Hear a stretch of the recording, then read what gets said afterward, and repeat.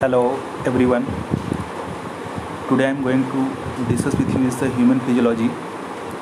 सबसे पहले मैं अपना इंट्रोडक्शन दे दूँ। मैं doctor Anant Kumar from the CMC medical college Kolkata, pass out 2017। मैं 2012 का बैच हूँ और NCERT के बारे में मैं आज चाहता हूँ कि आपसे कुछ शेयर कर पाऊँ।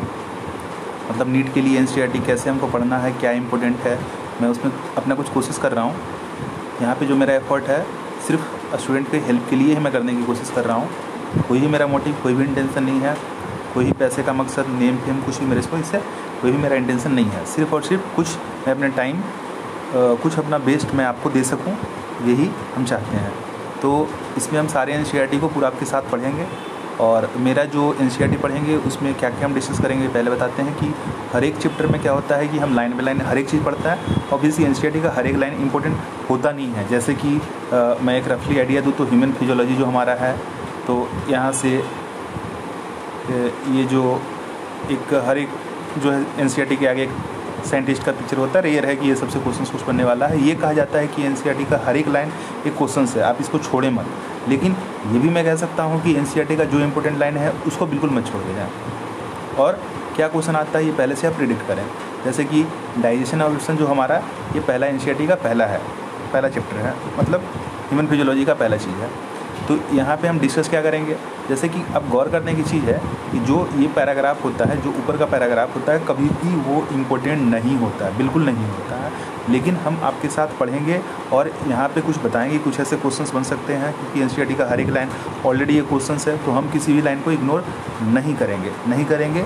दूसरी बात, हम हर एक जगह पे जो इंपॉर्टेंट होगा, बहुत इंपॉर्टेंट, वहाँ पे टिक मरवाऊँगा। आपको मारना है, दोबारा जब भी रिवाइज करना है तो वो पढ़ना है। क्यों, ऐसा क्यों?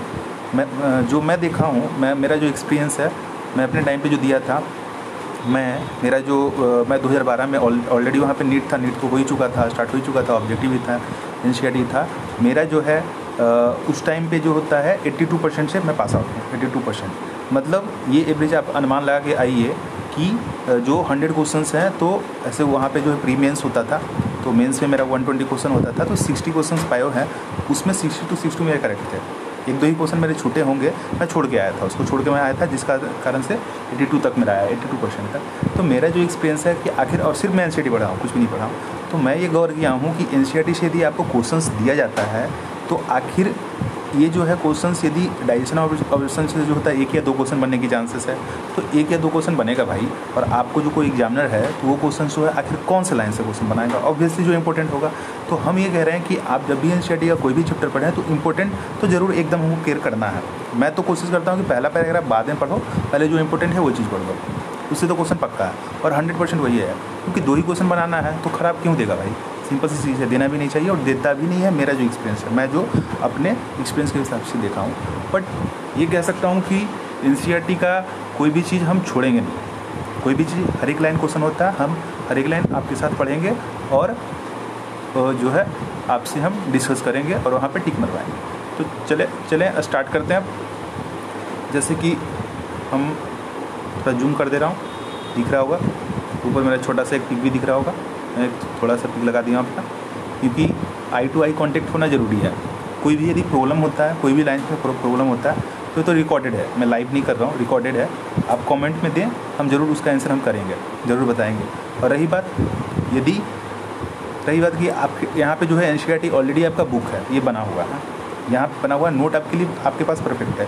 बस वो चीज़ होना चाहिए कि इसके लाइन से क्वेश्चन हमको बनाना चाहिए, जो इंपॉर्टेंट है वो होना चाहिए। तो मैं यदि पढ़ाऊँ, लिख के पढ़ाऊँ, उससे बेटर है कि आपके पास ऑलरेडी एक परफेक्ट नोट है, इस चीज़ को पढ़ो। क्योंकि आई टू आई कॉन्टेक्ट, जो बुक से आई कॉन्टेक्ट होता है, दैट इज़ वो बहुत बड़ी बात है।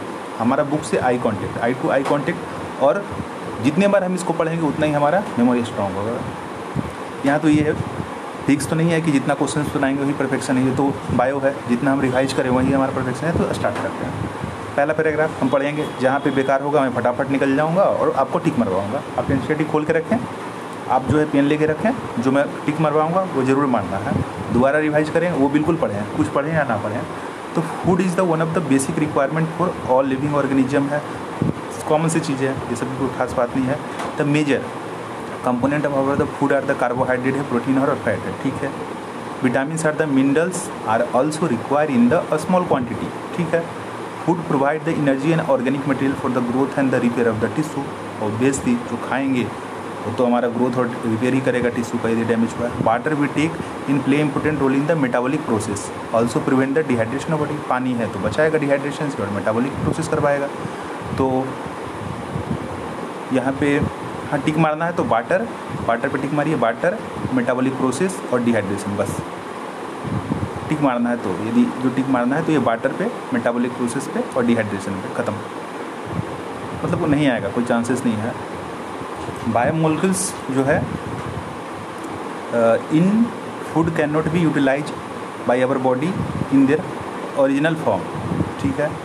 मतलब ओरिजिनल फॉर्म में बायोमोलिक्यूल्स नहीं होते हैं, कन्वर्ट करना पड़ता है। इसी कारण से they have to be broken down and converted into the simple substance in the digestive system.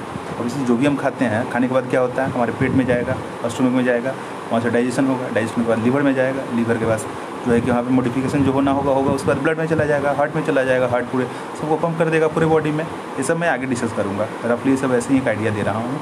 रही बात पेशेंस रखना, हर एक चीज़ एनसीईआरटी में पेशेंस रखना होता है। कोई भी लाइन यदि मैं डिस्कस ना कर रहा हूँ, क्योंकि ये लाइव क्लासेस नहीं है कि आप जो भी हमसे पूछेंगे मैं उसको डाउट को क्लियर करूँगा, यहाँ पे पॉसिबल तो है नहीं, कमेंट कर सकते हैं।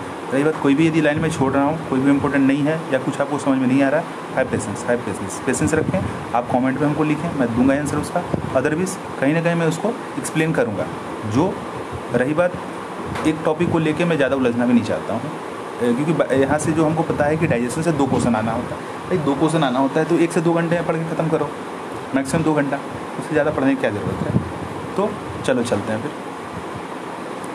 यहाँ पे they have to broken down convert into simple digestive system में तोड़ा गया और तोड़ के उसके बाद लिवर के द्वारा चला जाता है, फिर हार्ट में पूरी बॉडी में चला जाता है। This process of conversion of the complex food substance to simple absorbable form is the called digestion, ठीक है। This is the carried out by the digestive system by the mechanical और biochemical process. Obviously mechanical मतलब पेट जो हमारा stomach जा रहा है, एसिड है तो वो पूरा तोड़ रहा है, उसको तोड़ रहा है, उसके बाद जो बॉन्ड को तोड़ रहा है, दैट इज़ द केमिकल हुआ। General organism of the human digestion system दिखाया गया है। Digestive system, the human digestive system consist of the alimentary canal and the associated gland, ठीक है। उसके ग्लैंड्स होंगे, पेट के अंदर बहुत सारे ग्लैंड्स हैं, आगे सब चर्चा मैं करूँगा। तो एलिमेंट्री कैनाल के बारे में पहले देखते हैं। Alimentary canal beings with anterior opening mouth, हमारा मुंह से एलिमेंट्री कैनाल जो होता है, कैनाल है मतलब पाइप है, पाइप के जैसा ऐसा कुछ होने वाला है। And is the open outside through the anus, मुंह से लेकर इनस तक टोटल जो है एलिमेंट्री कैनाल है, ठीक है। अच्छा, मैं हाथ का यूज़ क्यों कर रहा हूँ, क्योंकि आई टू आई कॉन्टेक्ट मेरा जो मानना होता है होना बहुत ज़रूरी होता है, एक लाइव सेशन जैसा होता है। और हैंड का जो होता है मैं उससे कोशिश करूँगा, यहाँ पे कुछ ज़रूरत होगा तो डायग्राम भी बना सकता हूँ, मैं सब कुछ करूँगा जहाँ जहाँ जैसे ज़रूरत होगा। तो alimentary canal mouth to anus जो है सब जानता है। Mouth lead to the buccal cavity और ओरल कैविटी। माउथ है, this is the buccal, this is the buccal या ओरल इसको कहते हैं। तो आप टिक मारिए यहाँ पे, बक्कल और ओरल कैविटी। बक्कल यहाँ पे बक्कल एंड ओरल कैविटी। तो oral cavity has number of teeth and the muscular tongue. Oral cavity जो होता है, टीथ है और टंग है, सब जानता है। Each teeth is the embedded in the socket of the jaw bone. और इसी टीथ जो है वो जॉ जो हमारा है, ये जॉ बोन है, तो जॉ में जो होता है वो एम्बेडेड है, ठीक है। This type of the attachment is called thecodont. Tick मारो, थेकोडोंट, टिक मारिए यहाँ पे। थेकोडोंट जो होता है, थेकोडोंट क्या होता है, थेकोडोंट हमारा जो टीथ है वो थेकोडोंट है, ख़त्म कहानी। क्या, सॉकेट ऑफ, अब टिक मारना है तो ये मार सकते हैं। So embedded in a socket of jaw bone, that is the थेकोडोंट।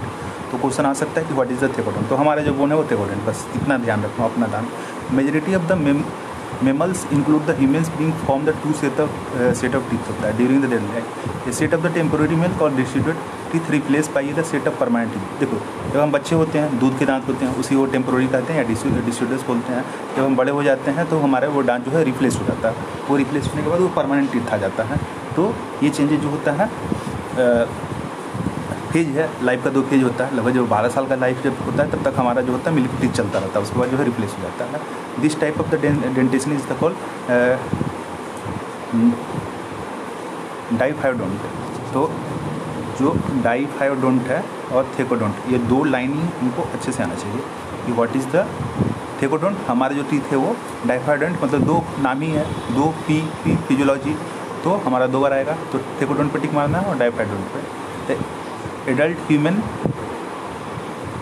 Adult human का ये है, ओरल कैविटी दिखा रहा है, कैरोटिड ग्लैंड। ये सब डायग्राम जो है यहाँ पे ओरल कैविटी से चला। ओरल कैविटी माउथ है, यहाँ पे ग्लैंड्स होते हैं सब मेलिवरल, यहाँ पे टंग के नीचे तो सब लिंगुअल, मैग्जिला के पास तो सब मैग्जिलरी, पैराटोइड, ये पैरोटिड कान के ठीक नीचे, दिस इज यहाँ पे जो है पैरोटिड ग्लैंड होता है। और ये फायरिंग्स, जहाँ पे आप जो कोई पानी से गार्गिल करते हैं, that is the firings. Firings वो पोर्शन होता है जहाँ से हमारा दो है, गले में दो पाइप होता है, एक तो ओसोफेगस है, आगे आ गया ये ट्रेकिया है, उसके पीछे ओसोफेगस है। ये देखिए ये तो आपका ओसोफेगस है और ये ट्रेकिया वाला पोर्शन है।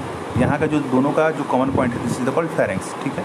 यहाँ से जाकर डिवाइड हो जाएगा, ओसोफेगस चला, उसके बाद पेट में जो खाना बनाया था, यहाँ पे खाना सारा आ गया। खाना आने के बाद जो होता है क्या होता है, जो यहाँ पे डाइजेशन होगा, जो इम्पोर्टेंट चीज़ होगा वो ऑब्जर्व होकर लीवर में चला जाएगा। यहाँ पे उसके नीचे गॉल ब्लैडर होता है और बाकी का जो सबस्टांस है वो हमारा ड्यूडनम में निकल जाएगा। ड्यूडनम से भी ऑब्जर्वेशन यहाँ से भी होता है, यहाँ भी तो होता तो पूरा ऑल इंटेस्टाइन से बहुत जगह वेरी करता है, वो लास्ट में हम बताएंगे, ये भी डिस्कशन है। वो पूरा नीचे तक जाएगा चला जाएगा। ये जो डायग्राम में क्वेश्चंस है वो क्वेश्चंस क्या हुआ है, ये डायग्राम में भी क्वेश्चंस है, जैसे सीकम, वर्मिफॉर्म अपेंडिक्स, ये सब क्वेश्चन, ये सब टिक मार सकते हैं। व्हाट इज़ दिस, मतलब डायग्राम देगा और दिखाएगा ये क्या है, ये क्या है। और दूसरा इलियम और ज्यूजनम पे टिक मारिए। ऊपर का जो पोर्शन है ज्यूजनम है, नीचे है जो इलियम है, इसमें कन्फ्यूजन नहीं होना चाहिए। ज्यूजनम ऊपर, इलियम नीचे और शिकम ठीक है। और वर्मिफॉर्म, 3 क्वेश्चन यहाँ से बन सकते हैं। दिस आगे बढ़ें तो हम आगे बढ़ते हैं। हमारे पास 32 परमानेंट टीथ है, ठीक है।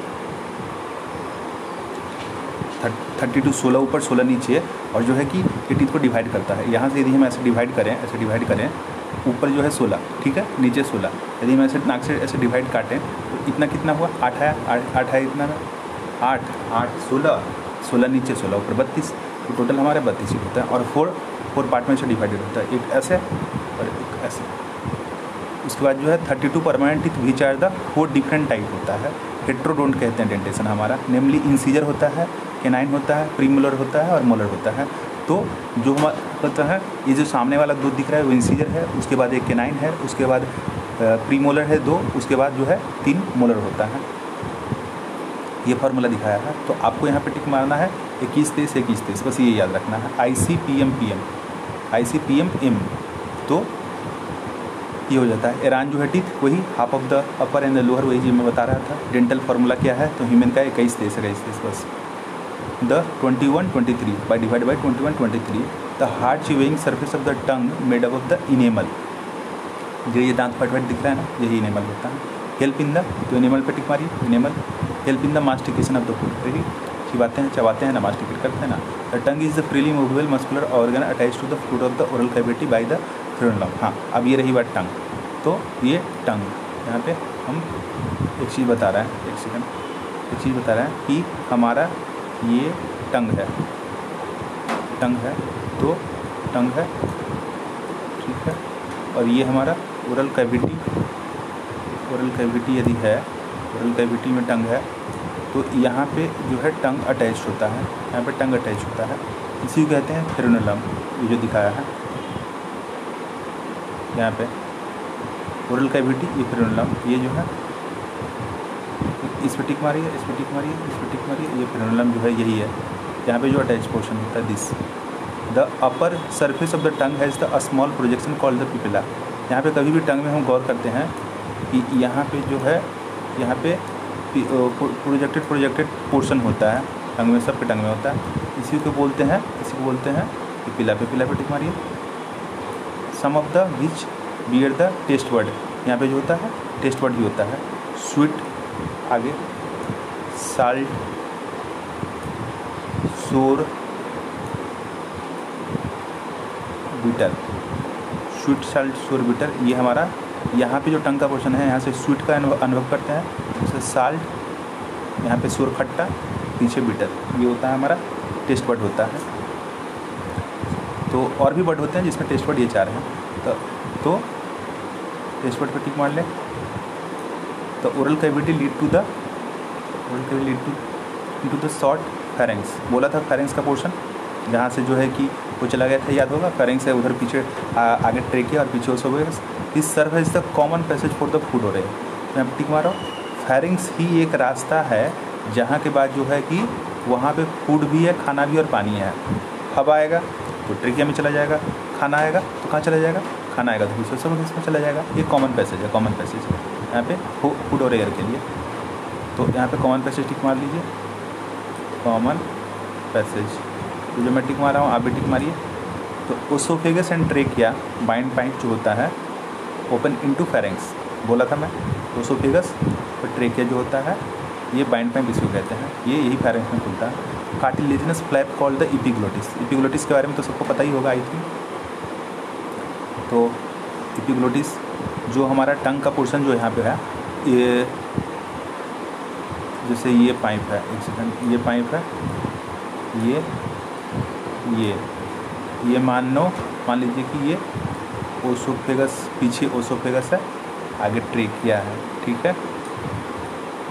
तो यहाँ पे एपिग्लोटिस, यहाँ पे ये जो बीच वाला पोर्शन है ये एपिग्लोटिस होता है। ये एपिग्लोटिस क्या करता है, ये वाला जब हमारा खाना जा रहा है तो इसको बंद कर देगा। जब हमारा इधर से खाना जा रहा है तो इसको बंद होना पड़ेगा ना, ट्रेकिया को बंद होना पड़ेगा ना। और जब हम जो है सांस ले रहे हैं, ट्रेकिया खुला है तो ये इधर आके बंद हो जाएगा, इधर गिर जाएगा। तो ये लचीला होता है, बहुत फ्लेक्सिबल होता है, घूमता रहता है, इधर गिर जाएगा कभी इधर गिरेगा, वो जैसे डिपेंड करेगा। जब हम खाना खा रहे हैं, अब दोनों कभी कभी क्या होता है कि कन्फ्यूजन हो जाता है, खाना खाते खाते बोलने लगते हैं या खाने जो है बात करने लगते हैं। तो क्या होता है, खाते तो उधर ट्रेकिया में आ जाता है। तो ट्रेकिया में तो जाएगा नहीं क्योंकि लंग्स है। तो क्या करते हैं, इसको फेंकना है, बाहर फेंकना है। तो बाहर जब फेंकने के लिए क्या करते हैं, आउट करने के लिए क्या करना पड़ेगा हमको, वो हमको करना पड़ेगा, रिफ्लेक्स देना पड़ेगा। तो वही जो होता है हमको रिफ्लेक्स देना पड़ता है।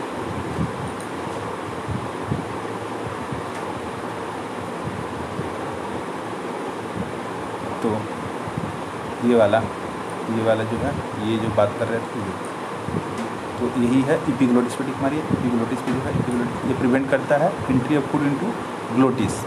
ग्लोटिस कौन सा, ये ट्रेकिया के अंदर को ही उसमें ग्लोटिस बोलते हैं। Opening of the bind pipe during the swelling, जब हम खा रहे हैं तो ये ओसोफेगस में जाएगा तो ट्रेकिया को बंद होना पड़ेगा। The oesophagus is the thin है, ये पीछे वाला पतला है, लंबा सा है, विच एक्सटेंड पोस्टीरियर, पीछे है, पोस्टीरियर है ओसोफेगस।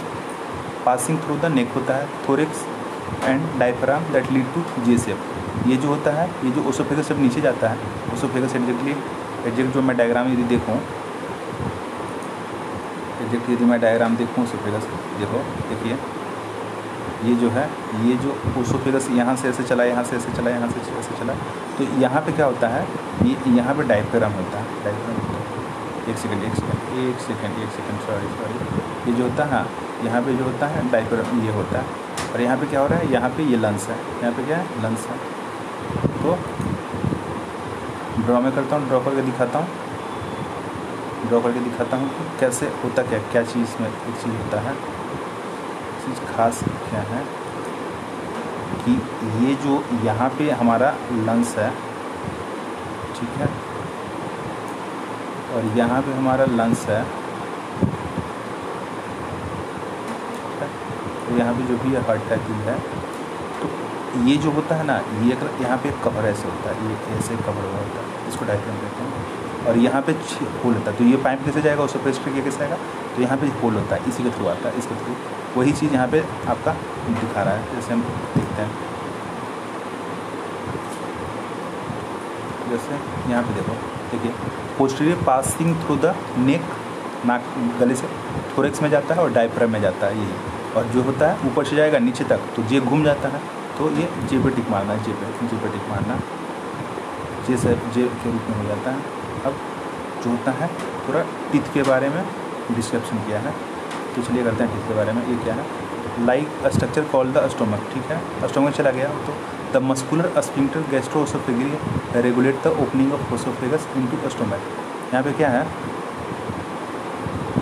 ये जब ये ओसोफेगस है, ये आया, ये स्टोमक है, तो यहाँ पे क्या होता है, एक जो है स्फिंक्टर होता है, ये स्फिंक्टर क्या करता है कि खाना को, यहाँ पे क्या होता है, एक स्फिंक्टर होता है,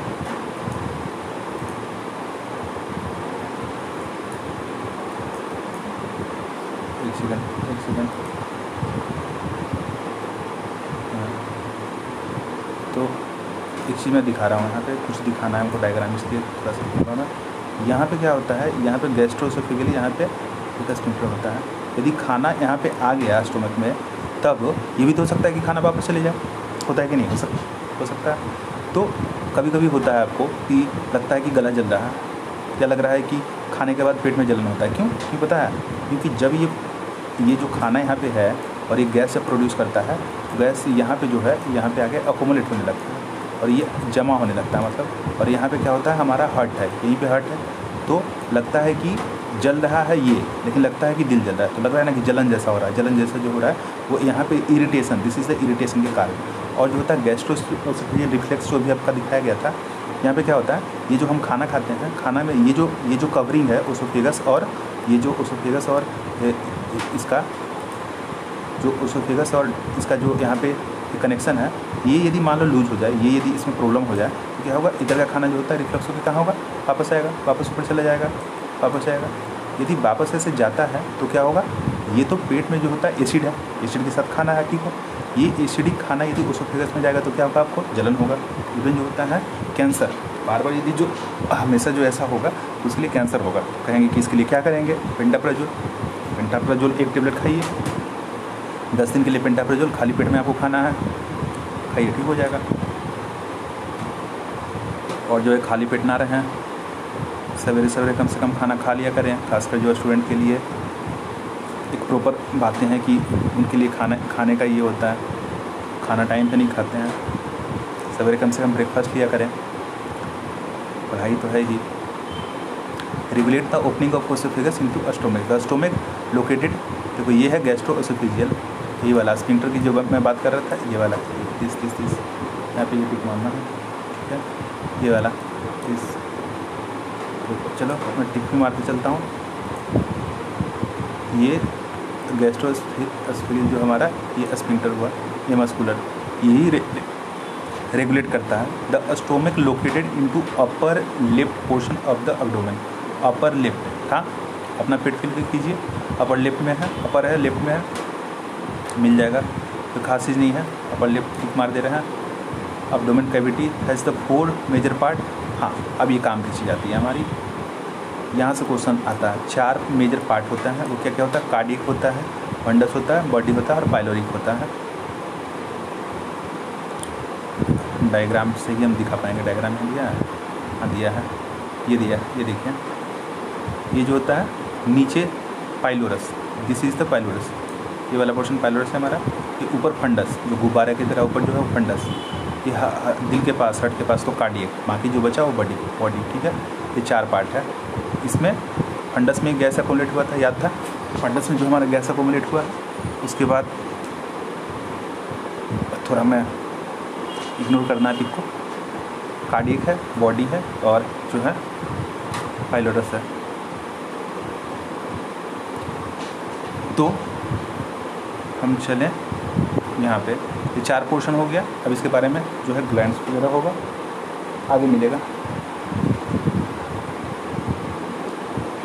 सॉरी इसके लिए फिगर को जो है मेरे पिक को इग्नोर करना है। Pylorus portion which open to first part of the small intestine हो गया, ठीक है। पाइलोरस सबसे लास्ट वाला, तो वहाँ से क्या होगा, स्मॉल इंटेस्टाइन हो गया। Small intestine is the distinguish into 3 region. C shape duodenum, सबसे पहले ड्यूडनम होता है, long coil middle portion jejunum होता है, हाईली कॉइल इलियम होता है। यहाँ पे ये डायग्राम, ये हमारा स्टोमक है। अब 3 पोर्शन जो है स्मॉल इंटेस्टाइन का, ये सी शेप है, ड्यूडनम है, सी शेप। उसके बाद जो है स्मॉल इंटेस्टाइन, ये वाला पूरा कचरा जो बड़ा पड़ा है एकदम। उसके बाद ये लार्ज इंटेस्टाइन, असेंडिंग, ट्रांसवर्स और डिसेंडिंग। तो ये तुम्हारा आपका 3 पार्ट हो गया। अब चलें, सी शेप ड्यूडनम होता है, तो टिक मारना है कहाँ पे, ये सी शेप ड्यूडनम पे टिक मारना है, सी शेप ड्यूडनम पे टिक मारिए। लॉन्ग कॉइल मिडल पोर्शन ज्यूजनम, ठीक है, मिडल पोर्शन ज्यूजनम टिक मारिए। हाईली कॉइल इलियम, ठीक है। The opening of the stomach into the duodenum is guarded by the pyloric sphincter. जैसे ऊपर स्फिंक्टर था, पाइलोरिक स्फिंक्टर, ये कहाँ पे, यहाँ पे, यहाँ की बात कर रहे हैं। पाइलोरस, ये पाइलोरस पोर्शन है स्टोमक का, ये वाला स्टोमक का, ये वाला पोर्शन, ये वाला, ये ड्यूडनम, तो यहाँ पे खुलेगा, तो यहाँ पे एक ओपनिंग को गार्ड होता है। जैसे ऊपर गार्ड था ना, सेम यहाँ पे भी गार्डिंग होता है। यहाँ पे होता है, यहाँ पे स्फिंक्टर होता है, इसी को बोल रहा हूँ, इसी को बोल रहा है स्फिंक्टर है। पाइलोरस और एब्डोमेन के बीच, पाइलोरस और ड्यूडेनम के बीच जो है स्फिंक्टर। आगे बढ़े, यहाँ पे थोड़ा समझाने वाला चीज़ है तो थोड़ा सा हमको टाइम लगेगा, फिर मैं कोशिश करूँगा हर एक चीज़ समझाने का। कोई भी कन्फ्यूजन कहीं भी कहीं है आप ज़रूर हमको बताइए, मैं क्लियर करूँगा। कमेंट देखें। वैसे तो मैं डाउट यदि होगा क्लियर करने के लिए तो व्हाट्सएप भी है, व्हाट्सएप भी मैं दूंगा, but comment is the basis अभी, ठीक। फिर अभी सीकम जो है यहाँ पे है consist of the guarded pylorus हो गया, ये स्फिंक्टर, ये स्फिंक्टर हो गया। Ileum open into the large intestine, ठीक है। इलियम स्मॉल इंटेस्टाइन का पार्ट है, लार्ज इंटेस्टाइन जो बड़ा बड़ा पाइप जो होता है वो लार्ज इंटेस्टाइन, और जो पतला पतला है और small. It consist of the caecum है जो बड़ा इंटेस्टाइन, लार्ज इंटेस्टाइन। सीकम है, कोलोन है, रेक्टम है। Caecum is the small blind pouch है which has host some symbiotic micro organism. वेटिंग मारिए, सीकम जो होता है वहाँ पे माइक्रो ऑर्गेनिज्म होता है सीकम में, वहाँ पे मैं बोल रहा हूँ, इसमें मैं दिखाऊँगा कहाँ पे। Narrow finger like tubular projection, the vermiform appendix which is the vestigial organ arise from the caecum. Vermiform appendix पे टिक मारिए, और caecum open into colon, the colon is the divide into 4 part, descending, transverse, descending और sigmoid. Descending part open into rectum which open to the anus. अब मैं इसको समझाता हूँ, एक सेकेंड। यहाँ पे देखिए, ये बोल रहा है कि ये जो है स्मॉल इंटेस्टाइन है, ये क्या बोल रहा है, ये बोल रहा है कि जो स्मॉल इंटेस्टाइन का ये पोर्शन जो है ये सारा ये यहाँ पे आया, ये यहाँ पे आके लार्ज इंटेस्टाइन में यहाँ से कनेक्ट हो गया, ठीक है। और ये जो कनेक्शन है, जो पोर्शन हुआ, तो इसको कहते हैं सीकम। ये वाला पोर्शन है सीकम। ये सीकम जो होता है ये फिर लार्ज इंटेस्टाइन शुरू हो गया, असेंडिंग हुआ, ट्रांसवर्स हुआ, डिसेंडिंग हुआ, और उसके बाद जो है सिग्मॉइड कोलोन हुआ, फिर रेक्टम हुआ, उसके बाद एनस हुआ। रेक्टम जो हमारा स्टूल का पोर्शन जो स्टोर होता है ना, वो रेक्टम में ही होता है। उसके बाद एनस से आउट हो गया। तो यहाँ पे कह रहा है कि ये वाला पोर्शन वर्मिफॉर्म अपेंडिक्स, वर्मिफॉर्म अपेंडिक्स जो है ये हमारा वेस्टिजियल ऑर्गन है और कनेक्टेड कहाँ, सीकम से। यही चीज़ है, ठीक है, और कुछ नहीं है।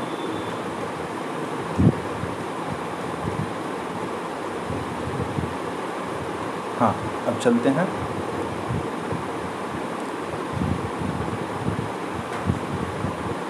यहाँ पे जो है, हाँ, the wall of alimentary canal from the oesophagus to rectum possess the 4 layer, namely the serosa, mucosa, submucosa और मिकोसा। ये क्या होता है कि जो हमारा जो ओसोफेगस है और रेक्टम है, तो टोटल जो कैविटी है, तो ये कैविटी का जो बनावट है, ये बनावट है, इसमें जो है 4 लेयर होता है। तो सबसे बाहर सिरोसा होता है, उसके बाद जो होता है मस्कुलरिस, उसके बाद सब मिकोसा, उसके बाद सबसे अंदर जो होता है वो मिकोसा का लेयर होता है। तो यहाँ पे ये जो दीवार बन रहा है, जो ये पाइप बन रहा है, उसका बाद जो ये दीवार है ये 4 लेयर से बना हुआ होता है, ठीक है।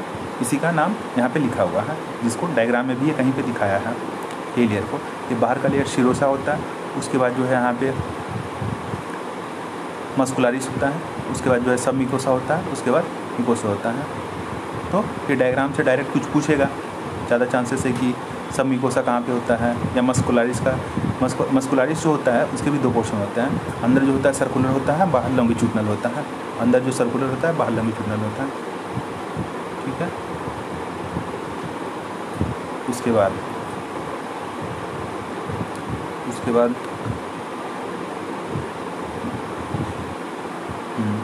The wall of alimentary canal, ये ओसोफेगस ये हो गया। एपिटिक मारिए, सिरोसा, मस्कुलरिस, सब मिकोसा और mucosa. Serosa is the outermost layer, is the made up of the thin mesothelium epithelium of the visceral organ. तो ये टिक मारना है यहाँ पे टिक क्या मारना है, जो हमारा सिरोसा है, जो बाहर का लेयर है, ये बाहर है, ठीक है, सिरोसा पे टिक मारना है।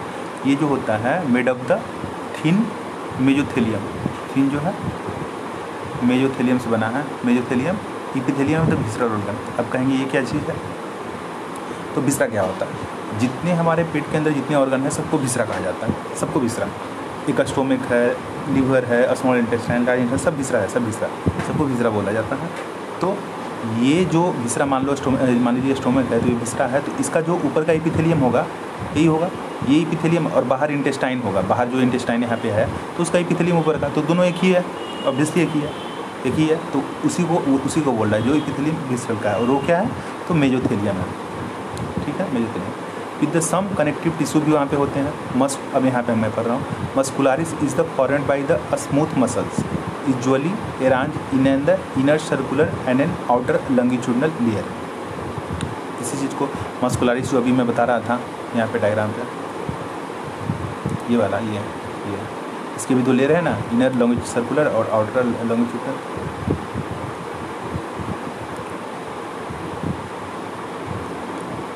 अभी तक जो है क्वेश्चंस वगैरह कुछ खास मैं जो टिक मरवाया हूँ वही पढ़ना है।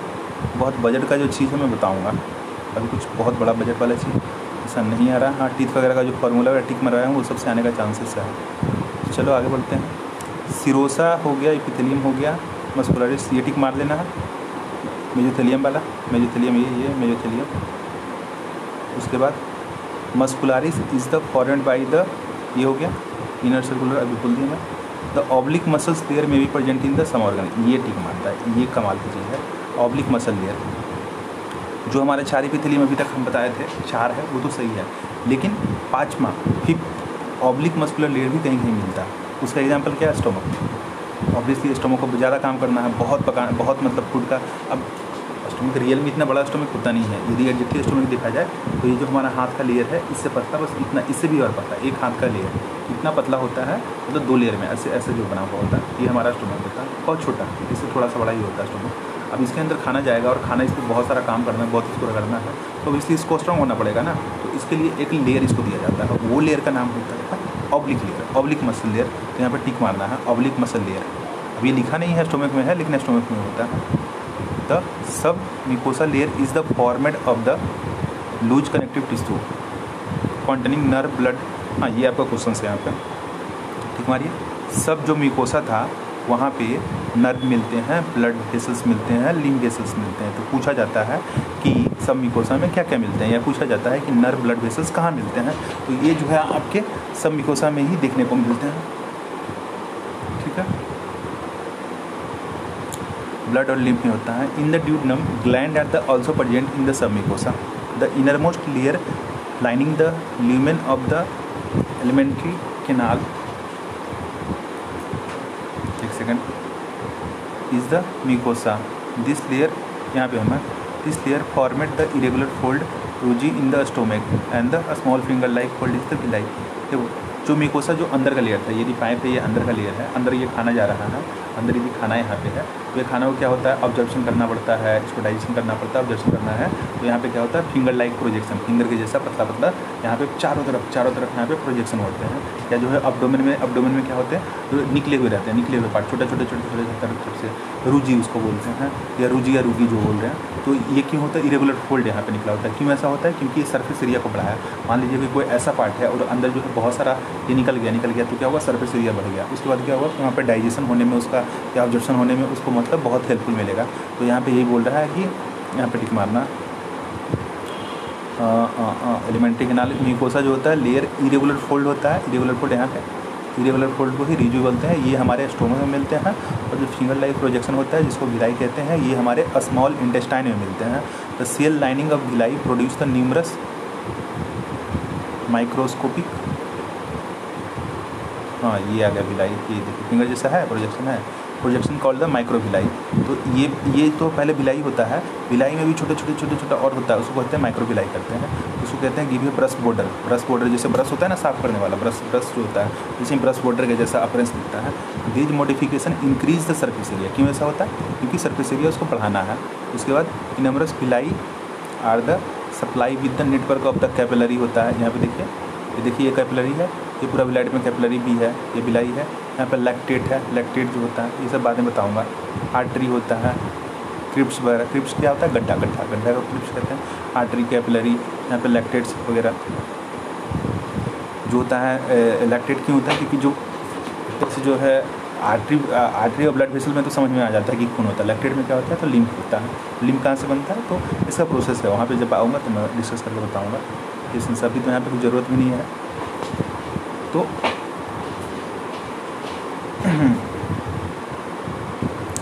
फिर जो है फिर हम चलते हैं कहाँ पे था, लिम्फ वेसल्स में था, कॉल द लैक्टेट, यहाँ पे लिम्फ वेसल्स है, इसको लैक्टेट कहते हैं। लैक्टेट पे टिक मारिए और लैक्टेट पे टिक मारना है, और ब्लड वेसल्स जो था उस पर टिक मारना है, कैपिलरी वेसल्स, लिम्फ वेसल्स इस पर टिक मारना है, ये सब यहाँ पे मिलता है। Mucosal epithelium has the goblet cell. Goblet का मतलब क्या होता है, गोबलेट मतलब म्यूकस बनाना, गोबलेट का मतलब mucus banana, mucus.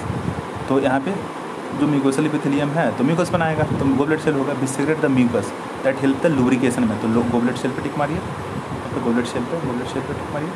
Mucosa also form the gland in the stomach, gastric gland and crypts in between the base of the villi जो होता है in the intestine, crypts of Lieberkuhn, इसको tick मारिए, Cripps of liver कोन, यहाँ पे Cripps of liver कोन। ये क्या है, ये वाला ये जो क्रिप्स था, दोनों जो बिलाई के बीच में जो गड्ढा है इसी कहते हैं Cripps of liver cone. All the 4 layer show the modification, लेकिन क्रिप्स ऑफ लिवर कोन कहाँ पे बोलते हैं, इंटेस्टाइन में बोलते हैं, सब जगह नहीं बोलते हैं, ये पूरा मारना है, इंटेस्टाइन में क्रिप्स ऑफ लिवर कोन बोलते हैं क्रिप्स को। All the 4 layer show the modification in the different part of the alimentary canal, ठीक है, देख लेंगे जहाँ जो मिलेगा।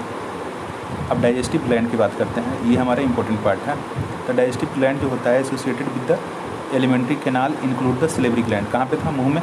सिलेवरी ग्लैंड का काम क्या होता है, सलाइवा बनाना, जो मुंह में हमारा जो स्पूटम तो नहीं कह सकते हैं, जो हमारा सलाइवा जो आता है, जो थूक जिसको बोलते हैं, तो वो क्या है, सिलेवरी ग्लैंड से तो आता है, और हमारा टंग के नीचे पे होता है। द लीवर है और पेनक्रियाज है, ये सब भी ग्लैंड ही होते हैं, तो यहाँ पे टिक मारना है। Digestive gland associated with the alimentary canal including, तो डाइजेस्टिव ग्लैंड, लीवर और पेनक्रियाज और salivary gland, this is the gland है, ये ग्लैंड है, डाइजेस्टिव ग्लैंड है, डाइजेस्टिव ग्लैंड फिर टिक मारिए, सिलेवरी ग्लैंड, लीवर और pancreas. Saliva is the mainly produce by the 3 pair of the salivary gland होता है, 3 पेयर ऑफ सिलेवरी ग्लैंड पे टिक मारिए। 3 पेयर हमारे सिलेवरी ग्लैंड कितने हैं, 3। कौन कौन, एक पैरोटिड, कहाँ पे, चीक पे, कहाँ पे, ठीक यहाँ पे, ये कान के नीचे। द मैग्जिलरी, सब मैग्जिलरी लोअर जोम है, यहाँ पे ये जो है, ये लोअर जोम है, ठीक यहाँ पे अंदर पे होगा, जिप के नीचे, वहाँ पे ये होगा मैग्जिलरी ग्लैंड होगा। और सब लिंगुअल तो टंग के नीचे, दिस ग्लैंड, तो ये तीनों ग्लैंड का नाम याद होना चाहिए। The gland situated just outside the buccal cavity secrete the salivary juice into the buccal cavity, ठीक है। सिलेवरी ग्लैंड का काम सिलेवा ही बनाना। Liver is the largest gland है, पहला टिक यही क्वेश्चन है, लीवर जो है लार्जेस्ट ग्लैंड है, सबसे बड़ा ग्लैंड का नाम है लीवर। कितना वजन है, 1.2 से 1.5 kg का वजन होता है इन द एडल्ट में। It is situated in the abdominal cavity just below the diaphragm, देखे थे डायफ्राम के नीचे था। And has the 2 lobe, the hepatic lobe are the structural and functional unit of the liver containing the hepatic cell arrange in the form of the cord. Sir इसका diagram कहीं है तो मैं अच्छे से समझ पाऊँगा, और अदरवाइज मैं बताता हूँ, ठीक है। डायग्राम नहीं है, मैं बना कर बताता हूँ।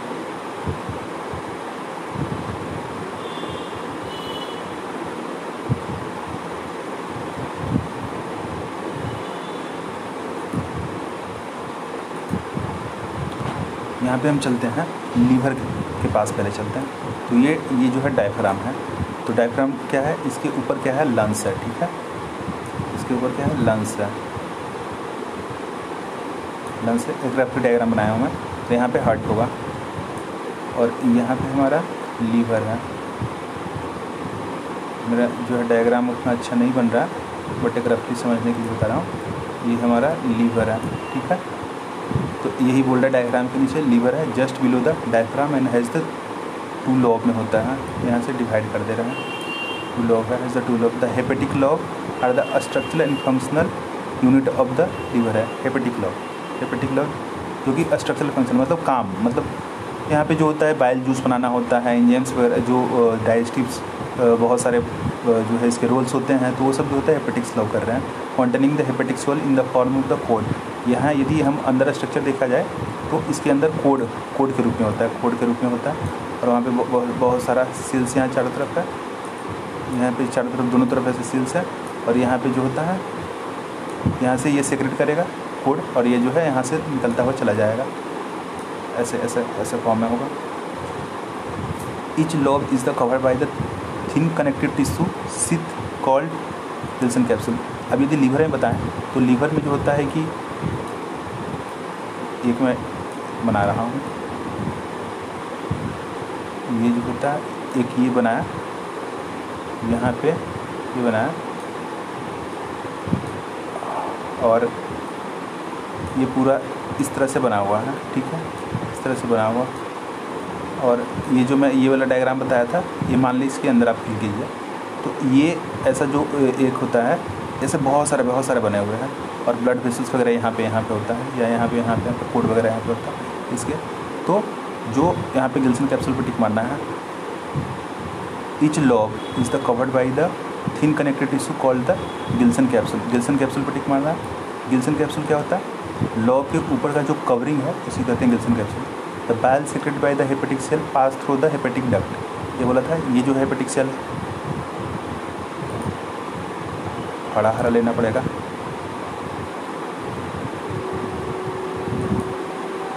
ये जो होता है बाइल यहाँ पे यदि बन रहा है, यहाँ पे बाइल यदि बन रहा है, बाइल यदि बन रहा है, बाइल यदि बन रहा है, तो ये कहाँ जाएगा? यहाँ पे जाएगा। और यहाँ से कहाँ जाएगा? ये इससे जो है बाहर चला जाएगा, निकल जाएगा, हाँ। और ये जो होता है बाइल डक्ट में आ जाएगा, बाइल डक्ट से गॉल ब्लैडर में चला जाएगा।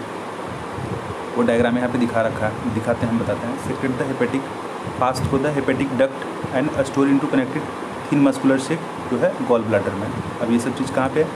तो ये सब चीज़ यहाँ पे है, ये है, ये गॉल ब्लैडर है। ये जो होता है डक्ट फ्रॉम द लीवर, ये लीवर ऊपर से बनाया था, ये उससे जुड़ा हुआ है, यहाँ से आएगा और इसमें जो है पास करके चला जाएगा, इसमें गॉल ब्लैडर में स्टोर हो जाएगा। और है duct from the gall bladder, ये डक्ट जो है यहाँ से आया और इधर से जो होता है लीवर के डक्ट से आते हैं, इधर से भी कुछ एंजाइम आते हैं। ये सारे जो होता है मिलके कॉमन हेपेटिक डक्ट बनाते हैं। कॉमन हेपेटिक डक्ट तो ये हो गया, फिर कॉमन बाइल डक्ट बन गया। पहले लीवर के जो होता है लेफ्ट साइड से और राइट साइड से दोनों से आता है डक्ट, तो कॉमन हेपेटिक बनाता है। उसके बाद जो होता है ये बाइल से मिलता है, तो बनाता है कॉमन बाइल डक्ट। और ये जो होता है ड्यूडेनम के सेकंड पार्ट में जाके कनेक्ट हो जाता है, तो इधर से बाइल और इधर से सारे लीवर के सारे जो है एंजाइम्स वगैरह, और यहाँ पे पेनक्रियाज है, ये सब सारे यहाँ पे जो है सेकंड पार्ट में यहाँ पे ड्रेन होता जाएगा, निकलेगा। और यहाँ पे जैसे ऊपर से पेट से जो खाना आएगा, बाहर से खाना आएगा, तो यहाँ पे जो है डाइजेशन होता है, ठीक है। The duct of the gall bladder cystic duct है along with the hepatic duct from the liver duct, वही बताया, ये चीज़ लिखा है। जो ये जो है लीवर का डक्ट है और जो होता है गॉल ब्लैडर का डक्ट, ये दोनों का, ये जो है लीवर का डक्ट जो होता है कॉमन हेपेटिक डक्ट, यहाँ पे लिख रहा है। गॉल ब्लैडर का cystic duct along with the hepatic duct, ये जो गॉल ब्लैडर का डक्ट है इसको बोलते हैं सिस्टिक डक्ट भी बोलते हैं। और ये जब लीवर के डक्ट से मिला तो बना कॉमन बाइल डक्ट, यही चीज़ लिखा है। इसके बाद कॉमन बाइल डक्ट बना है। Bile duct and the pancreas duct open together into duodenum as the common hepatopancreatic duct be guarded by the sphincter called the sphincter of Oddi. ये क्या है? ये जब यहाँ पे आएगा, यहाँ पे जो है सेकंड पार्ट ऑफ ड्यूडेनम में आएगा, यहाँ पे भी गार्ड होगा। हेपेटोपेनक्रियाटिक डक्ट यहाँ पे बोलते हैं, क्योंकि हेपेटिक भी आ गया, पेनक्रियाज भी आ गया, दोनों मिल गया। अब इसको यहाँ पे गार्ड करना है, कितना कब निकलना है, कितना नहीं आना है, तो उसको एक गार्ड होता है। तो वो गार्ड जो होता है स्फिंक्टर ऑफ ओडी कहते हैं, स्फिंक्टर ऑफ ओडी बोला जाता है।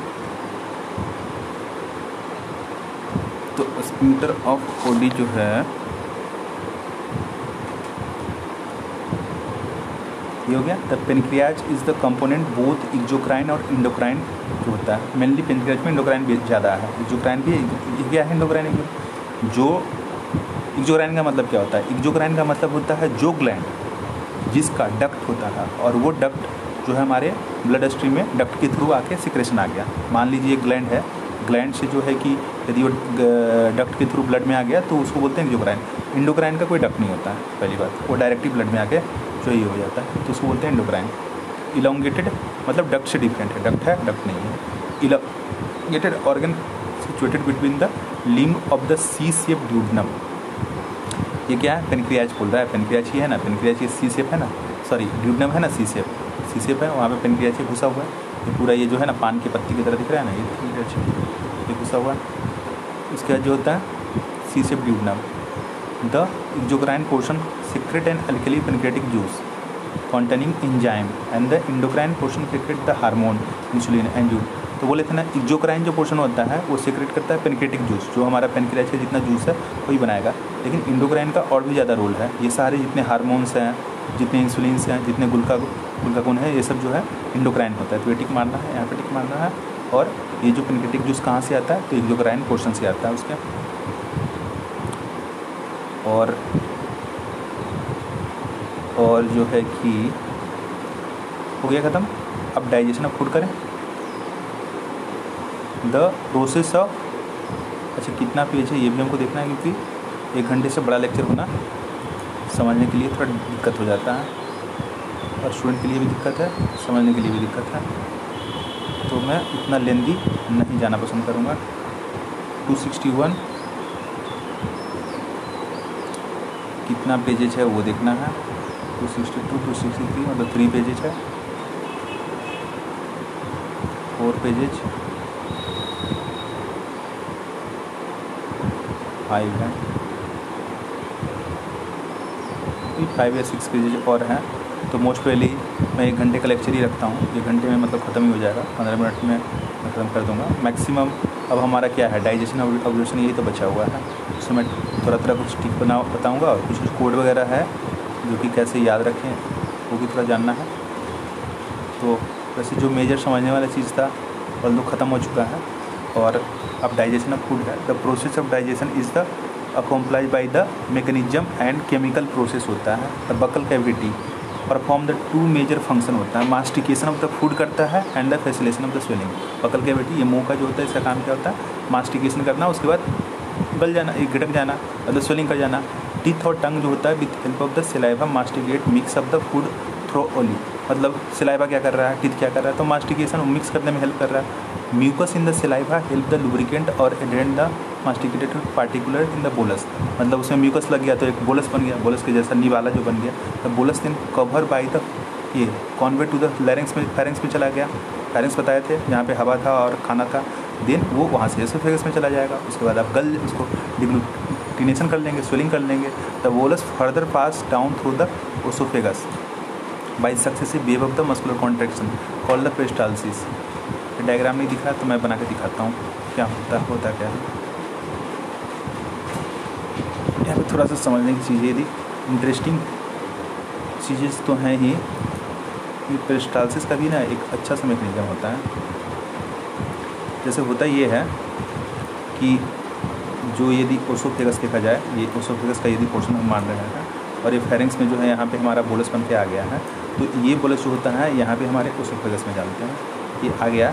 यहाँ पे जो है पेरिस्टाल्सिस होता है, मतलब कहने का मतलब पेरिस्टाल्सिस क्या है कि ये वाला जो पोर्शन होता है ये कॉन्ट्रैक्शन करता है और ये रिलैक्स करता है, तो फूड आगे गया। फिर जब आ गया तो ये पीछे वाला कॉन्ट्रैक्ट करेगा, आगे रिलैक्स गया, तो ये पोर्शन को पेरिस्टाल्सिस बोलते हैं। ठीक है। The gastroesophageal sphincter control the passage of the food into the stomach में आ गया। The saliva secrete into oral cavity contain, ये टिक मारिए, Na+K+ क्लोराइड और बाइकार्बोनेट। ये हमारे कहाँ है, सिलाइवा में है, ये हमारे सिलाइवा में है। और इंजाइम्स वगैरह भी होते हैं, सिलेवरी एमाइलेज भी होते हैं। एमाइलेज जो होता है कार्बोहाइड्रेट का डाइजेशन करता है। हमारा कार्बोहाइड्रेट का डाइजेशन मैक्सिमम जो है 70% तो माउथ में ही हो जाता है जब हम चबा के खाते हैं, चबा के खाना चाहिए। और लाइसोजाइम क्या होता है, जो हमारे कीड़े मकोड़े हैं उसको मारने के लिए होते हैं। The chemical process of the digestion is the initiated in the oral cavity में ही हो जाता है, बाई द हाइड्रोलाइटिक एक्शन में होता है। कार्बोहाइड्रेट स्प्लिटिंग एंजाइम है। उसके बाद जो सिलेवरी एमाइलेज, सिलाइवा में जो एमाइलेज मतलब कार्बोहाइड्रेट को तोड़ना। कार्बोहाइड्रेट मतलब भात चावल रोटी ये सब, द मतलब भात चावल एक ही चीज़ है। About 30% of the starch is the hydrolysed by the enzyme into disaccharide maltose and the, तो ये चीज़ याद रखना है। 30% जो होता है हमारा हाइड्रोलाइसिस हो गया हेयर बाय द एंजाइम के द्वारा। pH कितना है 6.8 इनटू द डाइसेक्राइड। जो स्टार्च है डाइसेक्राइड क्या है, माल्टोज में। Lysozyme present in the saliva act as the anti lubricant agent and prevent the infection. तो पहला क्वेश्चन क्या है कि स्टार्च का डाइजेशन कहाँ से शुरू हो जाता है, तो माउथ से। पहला क्वेश्चन यही है। ठीक है। और स्टार्च होते ब्रेकडाउन होगा माल्टोज में, कुछ खास ये नहीं है, बस यही क्वेश्चन आया था कि स्टार्च का डाइजेशन हमारा कहाँ शुरू हो जाता है। तो mucus of the stomach has the gastric gland. Stomach में gastric gland has the 3 type of the name. अब ये बात आती है, ये आपको टिक मारना है, ये आपको टिक मारना है। हम जो है टिक मारेंगे। जो हमारा म्यूकस नेक्सियल सीक्रेट म्यूकस, यहाँ पे म्यूकस के लिए पेट जो हमारा है, स्टोमक का यदि पोर्शन है तो स्टमक के पोर्शन में जो होता है कि तो यहाँ पे जो है म्यूकस ग्लैंड है, पेप्टिक और चिप सेल होता है, सेक्रेट था प्रोटीलाइटिकल और पेप्सिनोजन। तो यही है पेप्टिक और चिप सेल, जो कि हमारा pepsinogen P for pepsin, P for protein, तो प्रोटीन को तोड़ने के लिए पेप्टिक और चिप सेल है पेप्सिनोजन। पेराइटल सेल और ऑर्गेनिक सेल ये सब आती है। सेक्रेट द एसियल और इंट्रिंसिक फैक्टर, जो होता है factor essential for the observation of vitamin B12। तो ये तीनों जो है हमारा बहुत इंपॉर्टेंट है। म्यूकस वाला ठीक है, पेप्टिक भी ठीक हमारा, और पेराइटल तो पूछा क्या जाता है, इस पर बहुत ज़्यादा आता है। पेराइटल और ऑर्गेनिक सेल जो होता है, एसियल कौन सेक्रेट करता है, तो पेराइटल और ऑर्गेनिक। पेप्टिक देखो, पेप्टिक सेल पेप्सिनोजन, कन्फ्यूजन मत करना पेराइटल में। पेराइटल में जो है पोहा से याद रख सकते हो, P for P parietal, O for organic, H for HCl, poha POH ये नहीं है। तो ये हो गया। द स्टोमक स्टोर फूड 4 से 5 घंटे है, मतलब आपका 4 से 5 घंटे के बाद आप दोबारा खाना खा सकते हैं। The food mix through the acidic juice of the stomach by the churning movement. यहाँ पे जो खाना जाता है वो चर्निंग मूवमेंट होता है। चर्निंग मूवमेंट का मतलब पूरा एकदम घुमा रहा है, मिक्स कर रहा है। ऑफ द मस्कुलर बाल, एक दूसरे जो मस्कुलर बाल है वो पूरा रगड़ रहे हैं खाने को, और जो है चर्निंग मूवमेंट कहते हैं। तो वो बन जाता है चाइम। पहले जो हमारा ओसोफेगस में आया था वो बोलस था, अब ये बन गया चाइम या काइम जो बोल। तो चाइम और काइम पे टिक मारो। तो प्रोटीलाइटिक पेप्सिनोजेन जो होता है on exposure to hydrolytic acid get converted into the active enzyme pepsin. ये क्या है प्रो एंजाइम क्या है, पहली बात प्रो एंजाइम वो होता है जो कि इनएक्टिव होता है, वो जो है एक्टिवेट होता है आने के बाद। प्रो मतलब इनएक्टिव है, पेप्सिनोजन इनएक्टिव है, ये प्रो एंजाइम पेप्सिनोजन इनएक्टिव है। जैसे ही इस पर हाइड्रोलाइटिक एसिड पड़ेगा, पड़ेगा तो कन्वर्ट कर जाएगा पेप्सिन में, और पेप्सिन जो है एक्शन करेगा, क्या करेगा, प्रोटीन का डाइजेशन, और पेट में सबसे ज़्यादा प्रोटीन का ही डाइजेशन होता है। Pepsin converted the protein into protease and the peptones, मतलब प्रोटीन का डाइजेशन, ये याद रखना। अब ऐसा तो नहीं देगा कि प्रोटीन्स और पेप्टोन्स तक जाता है, ये भी ठीक मार लेना है। The mucus and bicarbonate present in the gastric juice play a important role in the lubrication and protection. ये काम का है। जो हमारा पेट में कहने की ज़रूरत है कि पेट में जो हमारा एसिड तो बहुत ज़्यादा है, HCl तो बहुत ज़्यादा है, तो आखिर जो है डैमेज क्यों नहीं हो जाता है, तो यहाँ पे प्रोटेक्शन क्यों देता है। तो प्रोटेक्शन करने वाला आपका जो है पहले तो म्यूकस वगैरह है और बाइकार्बोनेट है। म्यूकस और बाइकार्बोनेट यही जो है हमारे पेट को बचाता है, कि एसिड तो बहुत कम है, ये रेंज तो 2 के रेंज तक चला जाता है, 2 pH जो है 2 रेंज तक चला जाता है। फिर भी आखिर जो है डाइजेशन, स्टोमक यदि खाना जो है डाइजेस्ट हो गया तो पेट जो है हमारा बाल जो होता है वो क्यों डाइजेस्ट हुआ, तो वो डाइजेशन नहीं होने का रीज़न होता है क्योंकि वहाँ पे म्यूकस और बाइकार्बोनेट है, ये आपका बचाता है। ठीक है, अब नेक्स्ट है फिर क्या होता है जो ठीक है लुब्रिकेशन, और ये हो गया। अब the mucus epithelium from the exposure to the highly concentrated hydrolytic acid HCl produce. pH कितना बता रहा है 1.8, 2 के रेंज में मैं बोल रहा था 1.8 यहाँ पे होता है। Optimal for the pepsin. अब पुल इतना pH क्यों है, यदि इतना pH नहीं होगा तो पेप्सिन जो कन्वर्शन जो होता है पेप्सिन काम ही नहीं करेगा, प्रोटीन का डाइजेशन होता है वो होगा ही नहीं। अब आई मेन चीज़ है रेनिन पे। रेनिन जो है प्रोटीलाइटिक एंजाइम है found in the gastric juice होता है ऑफ द इन्फेंट। रेनिन अब हम में नहीं है, ये बच्चे में और गाय में होता है। विच help in the digestion of the milk proteins. अब जो है कि कहा जाता है कि तुम मिल्क खाओ, डाइजेशन बहुत लोगों को नहीं होता है, बहुत लोगों को मिल्क नहीं पचता है। क्यों, क्योंकि तुम्हारे में जो होता है रेनिन तो है ही नहीं, तो कहाँ से मिल्क डाइजेशन होगा।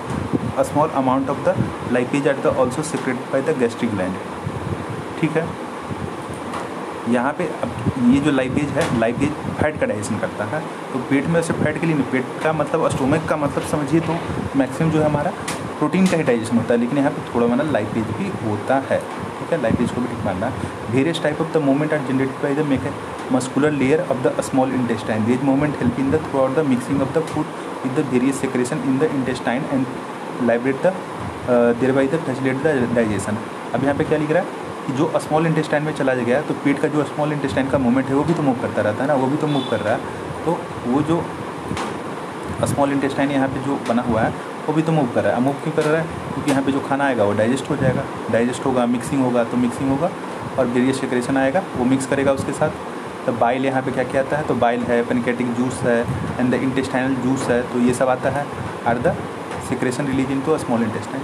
Pancreatic juice and the bile are the release through the hepatopancreatic duct. ऊपर याद होगा हेपेटिक मतलब हेपेटिक और पेनक्रियाज, तो वहाँ से पेनक्रियाज और इधर बाइल का जो चीज़ आया था।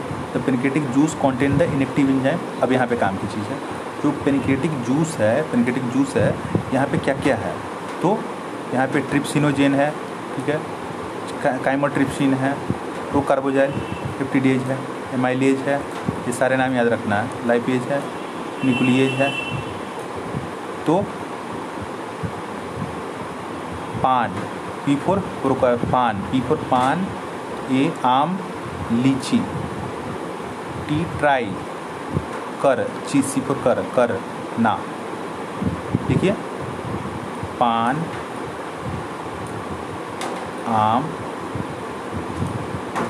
लीची, ट्राई, कर ना।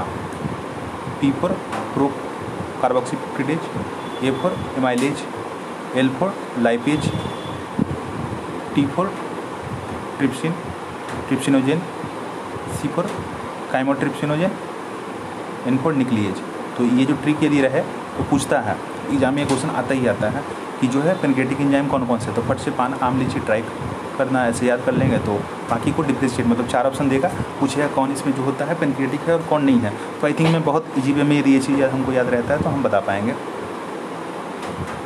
तो ये हो गया trypsinogen is the activated by the, अब ट्रिप्सिनोजेन ये तो इनएक्टिव है, ट्रिप्सिन एक्टिव है, तो activated by the enzyme enterokinase. ये जो हमारा इंटेरोकाइनेज है ये आता है secreted by the intestinal mucosa, ये टिक मारिए। फिर इंटेरोकाइनेज क्या है, इंटेस्टाइनल म्यूकोसा से आता है और इनटू एक्टिव फॉर्म एक्टिवेट करता है, ट्रिप्सिन बनाता है, इंटेरोकाइनेज। तो इंटेरोकाइनेज पे आ सकता है question. Which in the term activate the other enzyme in the pancreatic juice, मतलब पेनक्रियाटिक जूस के बहुत सारे एंजाइम है, उसको भी एक्टिवेट करना शुरू कर देता है। The bile release in the duodenum contain the pigment, bile में पिगमेंट है, बिलीरुबिन है और बिलीवर्डिन। ये कहाँ से आ गया भाई, ये जो हमारा आरबीसी है उसको टूटता है, मतलब आरबीसी 120 दिन का टाइमिंग होता है, उसके बाद आरबीसी जो है टूट जाता है। तो जब ये टूटता है आरबीसी तो ये जो है हमारा बिलीरुबिन या बिलीवर्डिन बनता है। बिलीरुबिन एक सेकंड देख लेते हैं। ये जो हमारा आरबीसी होता है, ये आरबीसी जो है 120 डेज के बाद टूट जाता है। तो टूटने के बाद जो है अपना पिगमेंट, इसका जो पिगमेंट है बिलीरुबिन बिलीवर्डिन वही है, यही है बिलीरुबिन बिलीवर्डिन, यहीं से बनता है और ये फिर जो होता है बाइल में चला जाता है और फिर यूरिन स्टूल से आउट हो जाता है। बाइल में और क्या क्या है, तो बाइल साल्ट है और क्या क्या है, कोलेस्ट्रॉल बना है, कोलेस्ट्रॉल है, एंड जो है फास्फोलाइपेज है, एंड बट नो एंजाइम यहाँ पे कोई भी ऐसा एंजाइम नहीं है, कोई भी एंजाइम नहीं है। बाई हेल्प इन द, तो काम क्या है बाइल का, इमल्सिफिकेशन ऑफ फैट, जो आप फैट खा रहे हैं ना उसको डाइजेशन करने के लिए ब्रेक डाउन द फैट करता है स्मॉल मसल्स में। आपको होगा कि जिसका जो है बाइल, यदि हम बाइल जो है बहुत सारा होता है ना कि गॉल ब्लैडर का जिसका प्रॉब्लम हो गया तो उसको काट के निकाल दिया जाता है, तो फिर उसका कैसे फैट का डाइजेशन होता है, तो होता है पेट, याद कीजिए पेट में भी कुछ लाइपेज थोड़ा सा आया था, वहाँ से होता है। बाइल ऑल्सो एक्टिवेट करता है लाइपेज को। The intestinal mucosa epithelium has the goblet cell होता है, which secrete the mucus, secrete the brush border cell of the mucus along with the secretion of the goblet cell constitute the intestinal juice and the succus entericus. ये क्या चीज़ है, सकस इंट्रिकस पे टिक मारना है। ये क्या चीज़ है कि जो हमारा इंटेस्टाइनल म्यूकोसा था, ये हमारा इंटेस्टाइनल म्यूकोसा है, यहाँ जो है गॉल ब्लैडर, यहाँ जो सेक्रेशन निकल रहा है और म्यूकस में निकल रहा है, तो उस सेक्रेशन को जो होता है, एक सेक्रेशन का नाम दिया गया है सकस इंटेस्टाइनल जूस, मतलब गॉबलेट शेल जो होता है वो जो होता है वो इंटेस्टाइनल का जूस है, गॉबलेट शेल है, म्यूकस है, तो वो सबको सकस इंट्रिकस कहा जाता है। यही है सकस इंट्रिकस, यही है।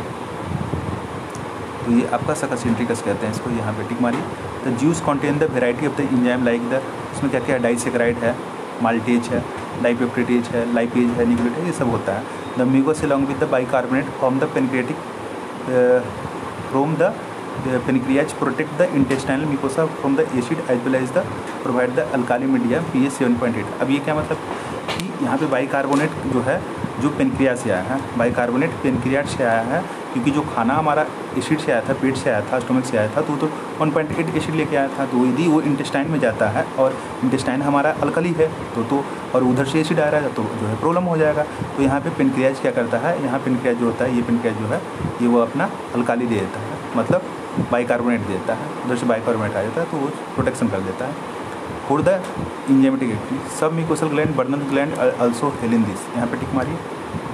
ये बर्नल ग्लैंड कहाँ है, हमारे इंटेस्टाइन में, हमारे इंटेस्टाइन में बर्नल ग्लैंड है, वो भी बाइकार्बोनेट निकालता है और वो भी प्रोटेक्शन करता है। इस पर क्वेश्चन आया है बर्नल ग्लैंड पे। अब यहाँ पे कुछ डाइजेशन है, बहुत ईजी है। जैसे कि प्रोटीन्स है, पेप्टोन्स है, और जो है पेप्टोन से जो ऊपर आया है, जो स्टोमिक से डाइजेशन हो गया था, ये पार्शली डाइजेस्ट था इन द चाइम है, रीचिंग द इंटेस्टाइन में जब आया, ऊपर से नीचे आया तो क्या करेगा, act by the proteolytic enzyme वगैरह इस पर लगेगा। और पेनक्रेटिक जूस ऐसा गिवन भी, ये ट्रिप्सिन था, चाइमोट्रिप्सिन, ये सब याद कीजिए, पेनक्रेटिक एंजाइम है, तो ये कन्वर्ट होगा डाईपेप्टाइड्स में। कार्बोहाइड्रेट इन द चाइम जो होता है hydrolyse by the pancreatic amylase, pancreas से एमाइलेज आया वो तोड़ेगा डाइसेक्राइड में। जो फैट था लाइपेज से डाइसेक्राइड, उसके बाद मोनोसेक्राइड में जाएगा। जो न्यूक्लियस था यहाँ पे तो न्यूक्लियोसाइड को तोड़ देगा, न्यूक्लियोटाइड पर न्यूक्लियोसाइड। तो enzyme in the succus entericus act on the end product of the above reaction. जो सकस इंट्रिकस ये क्या था, जो हमारे इंटेस्टाइन का सिक्रेशन और बहुत सारा एंजाइम वगैरह मिला के सकस इंट्रिकस बनाया था। ये सब क्या करता है, ये क्या करता है, and product of the above reaction. जैसे ऊपर रिएक्शन में डाइपेप्टाइड बना था, तो डाइपेप्टिडेज यहाँ पे सकस इंट्रिकस में था, एमिनो एसिड में तोड़ दिया, और छोटा पोर्शन, ये तो लास्ट पोर्शन हो गया। अब क्या तोड़ेगा यहाँ से, जैसे माल्टोज को तोड़ देगा ग्लूकोज ग्लूकोज में, लैक्टोज को तोड़ेगा ग्लूकोज और ग्लैक्टोज में। तो आपका क्वेश्चन यहाँ पे ये है, ये वाला लैक्टोज। लैक्टोज जो है किस चीज़ से बना होता है, लैक्टोज में होता क्या है, ग्लूकोज और ग्लैक्टोज। जैसे सुक्रोज में क्या होता है, ग्लूकोज और फ्रुक्टोज। माल्टोज में क्या होता है, ग्लूकोज और ग्लूकोज। तो ये क्वेश्चन लैक्टोज तो आ चुका है। न्यूक्लियोसाइड टूटेगा तो न्यूक्लियोटाइड न्यूक्लियोसाइड, फिर शुगर और बेस में, डाई और मोनोसेक्राइड फैटी एसिड और ग्लाइसरोल में। ब्रेकडाउन ऑफ द जो बायोमैक्रोमोलेक्यूल्स है mention above the occur in the duodenum region of the small intestine. The simple substance the formed are the absorb in the jejunum और ileum. अब रही बात, ये तो टूट गया, अब इसको जो है ऑब्जर्व भी तो करना है ना, वहाँ पे बिला ही याद करिए, जूजनम और इलियम, वहाँ से ऑब्जर्व भी होगा। स्मॉल इंटेस्टाइन द जो डाइजेशन नहीं हुआ, अनडाइजेस्ट पोर्शन हुआ, स्टूल के थ्रू बाहर निकल जाएगा, और क्या लार्ज इंटेस्टाइन में चला जाएगा। No significant digestion activity occur in the large intestine. The function of the large intestine का आखिर क्या है, जो भी हुआ डाइजेशन स्मॉल इंटेस्टाइन में, यहाँ टिक मारिए। नो सिग्निफिकेंट डाइजेशन, हल्का फल्का होता है लेकिन ज़्यादा ऐसा कुछ नहीं। तो करता क्या है फिर लार्ज इंटेस्टाइन, उसका काम होता है absorption of the small water, mineral, certain drugs, secretion of the mucus which help in the adherent and the waste undigested partial product and lubricant to easy passage. मतलब पहले तो जो पानी वगैरह है मिनरल उसको खींच लेगा और वहाँ पे म्यूकस डाल देगा, ताकि जो स्टूल आगे आराम से निकल जाएगा। The undigested unobserved substance call the faeces जो है वो सीकम में चलाएगा large intestine through the ileocaecal bulb के द्वारा, which prevent the back flow of the faecal matter. मतलब सीकम के थ्रू जो है निकल के चला गया, तो आप जो है निकल के चला गया तो फिर जो है सीकम से वापस तो ना आ जाए ना, तो उसको रोकने के लिए यहाँ पे एक बल्ब भी होता है। The activated gastro intestinal tract at the under the neural और hormonal control proper coordination of the different part. The sight, smell, presence of food in the oral cavity can stimulate the secretion of saliva, gastric, intestinal secretion are the also similarly stimulated by the neural signal. The muscular activity of the different part of the alimentary canal can be moderated by the neural mechanism, both local and through the CNS. Hormone control of the secretion of digestion. Juice is the carried out by the local hormone produced by the gastric and intestinal mucosa. यहाँ पे क्या लिखा हुआ, यहाँ पे बोल रहा है कि जो हमारा खाना, जो हमारा एक सेकंड जो हमारा खाना है,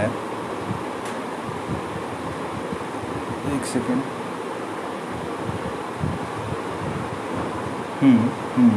तो यहाँ पे ये बता रहा है कि जो हमारा स्टोमक का जो एक्टिविटी है, ये जो हमारा सारा जो है सीएनएस से कंट्रोल्ड है, मतलब ब्रेन से कंट्रोल्ड है। हार्मोनल लेवल्स या तो लोकल या हार्मोनल ये लेवल से जो है वो कंट्रोल किया गया है, ये लिखा हुआ है।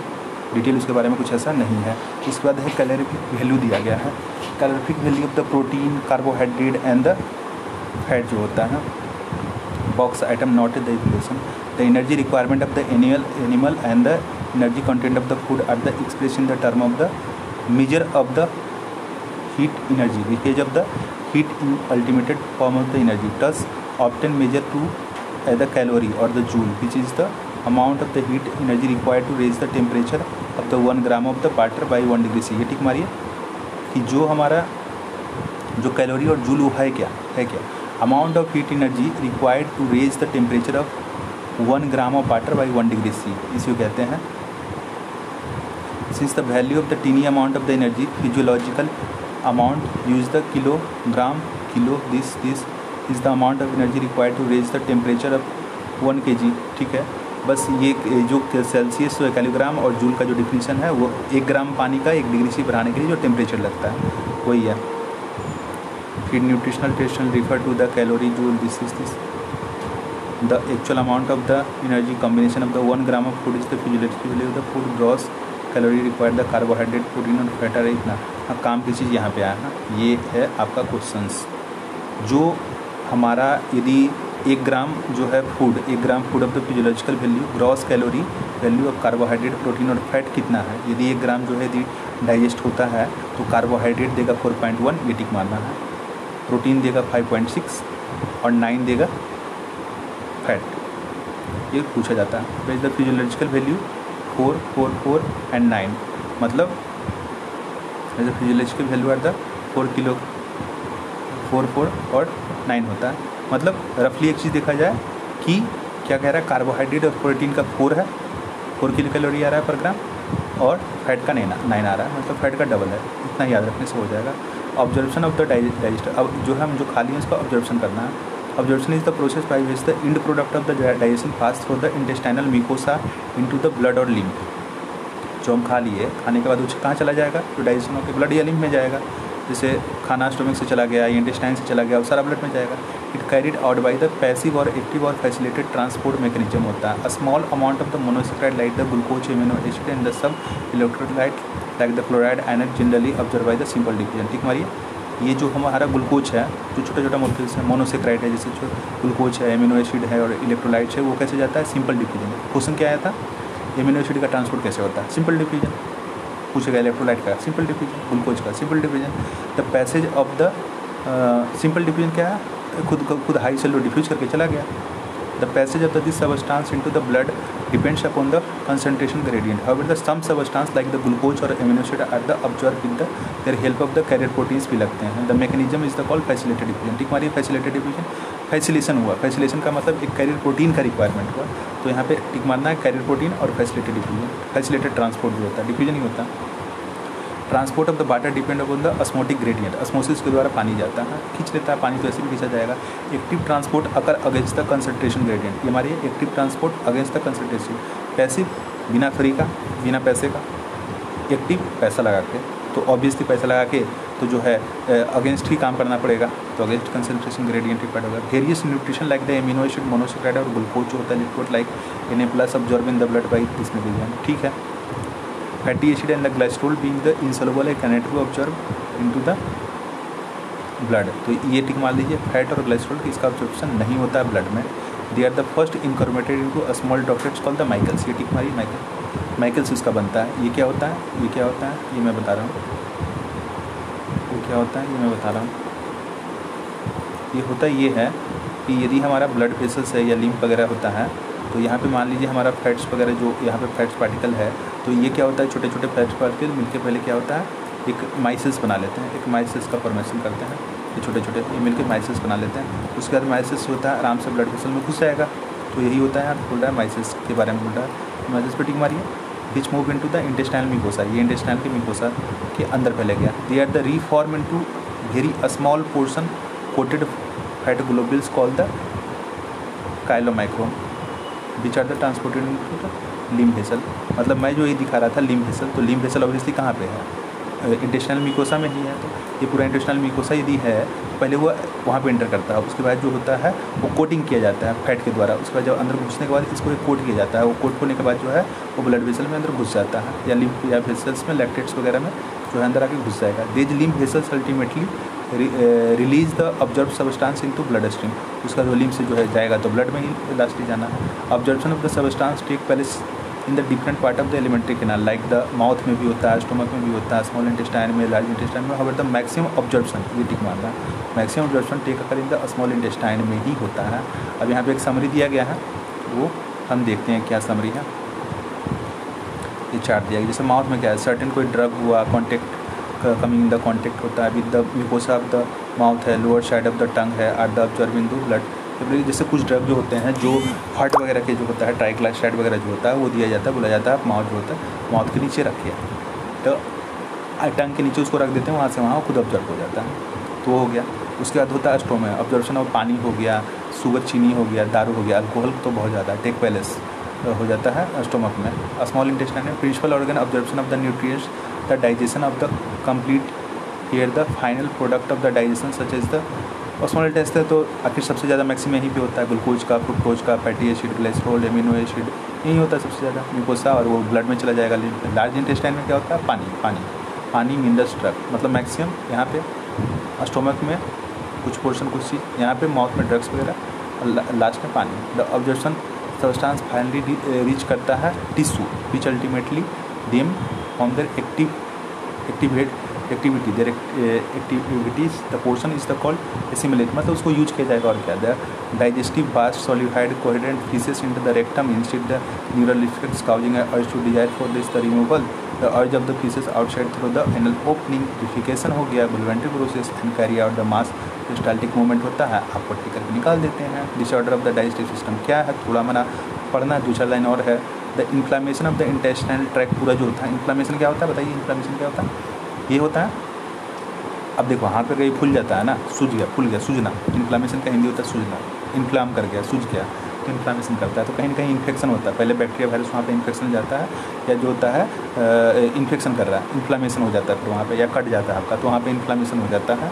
तो इन्फ्लामेशन जो होता है, इंटेंशनल ट्रैक जो होता है, most common element due to the bacteria, viral बोले थे, कोई बैक्टीरिया कोई वायरल इन्फेक्शन हो गया, इन्फेक्शन होने के बाद वो इन्फ्लामेशन करवा देता है। इन्फ्लेमेशन का मतलब कहीं हमारे हाथ पैर में कट जाता है, यानी ये हो गया वायरल से इन्फेक्शन हो गया, तो वहाँ पे लाल हो जाता है और फूल जाता है, पेन होने लगता है, तो उसको इन्फ्लामेशन कहते हैं।